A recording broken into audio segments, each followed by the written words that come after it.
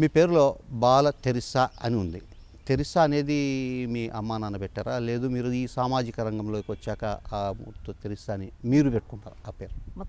మొత్తం బాల తెరేసా అనేది అమ్మ నాన్న వాళ్ళు పెట్టింది.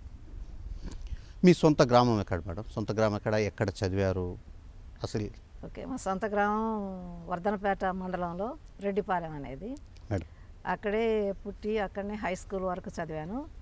ఆ తర్వాత హిందీ పండిట్ కోర్సు దక్షిణ భారత హిందీ ప్రచార సభ అన్న దాంతో చదివాను. బిఏ దాకా మళ్ళా హైదరాబాద్లో ఉండి చదివాను. ఆ తర్వాత అమెరికా వెళ్ళే ఛాన్స్ వచ్చింది, స్కాలర్షిప్ వచ్చిందన్నమాట.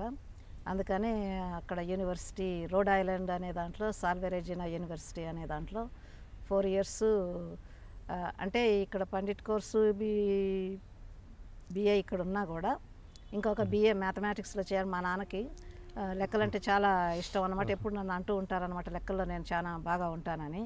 నాకు తెలియదు కానీ మా నాన్నకు తెలుసు కదా అని ఆ నమ్మకంతో స్టేట్స్కి వెళ్ళి 4 years మ్యాథమెటిక్స్ మేజర్ తోటి ఆనర్స్ చేశాను. ఆ తర్వాత ఇంకొక స్కాలర్షిప్ ఫిలిప్పీన్స్లో వచ్చింది, ఇంకొక మాస్టర్స్ చేయటానికి. సో అక్కడ ఏంటి అని అంటే సోషియాలజీ, సైకాలజీ అలాంటివి అన్నమాట.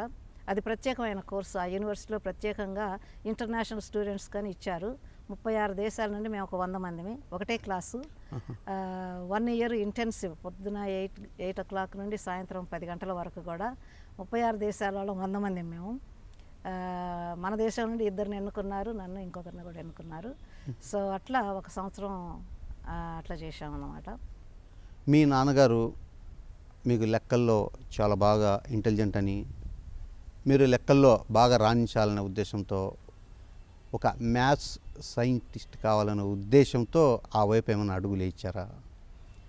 అంటే మా నాన్నగారి ఆశ ఎప్పుడు లెక్కలు అంటూ ఉంటారు. నన్ను కొన్నిసార్లు చిన్నప్పటి నుండి కూడా ప్రశ్నలు వేసేవాళ్ళు అన్నమాట.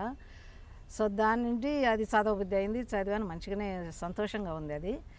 అయితే ఇంకొకటి కూడా ఏంటి అని అంటే నాన్నగారు ఒక రకంగా అంటే మన మాటల్లో చెప్పకపోయినా కూడా సేవ చేయాలని, వేరే వాళ్ళకి సహాయం చేయాలని నేర్పించారు. అందుకనే అటువంటి స్కోర్స్ కూడా ఉంటే బాగుండని దాని మీదనే ఫిలిప్పీన్స్కి వెళ్ళి సోషియాలజీ, సైకాలజీ అట్లాంటిది చదివాను అన్నమాట. సో దాని తర్వాత ఇంకా దాని మీదనే. మీ కుటుంబం బ్యాక్గ్రౌండ్ ఏంటి మేడం? నాన్నగారు ఏం చేసేవాళ్ళు, అమ్మగారు ఏం చేసేవాళ్ళు, అన్నదమ్ములు? సో నాన్నగారు రైతు. సో మధ్య రకమైన కుటుంబం. అమ్మ ఇంట్లోనే ఉంటుంది. నాన్న కూడా గారాబంగా పెరిగారు, ఒకడే కొడుకని. ఇంకా పని వాళ్ళంతా ఉంటారు కాబట్టి అట్లా జరిగింది. ఇక నాకు 2 తమ్ముళ్ళు, ఒక అక్క, మేము 4 అన్నమాట. అందరికీ పెళ్ళయింది.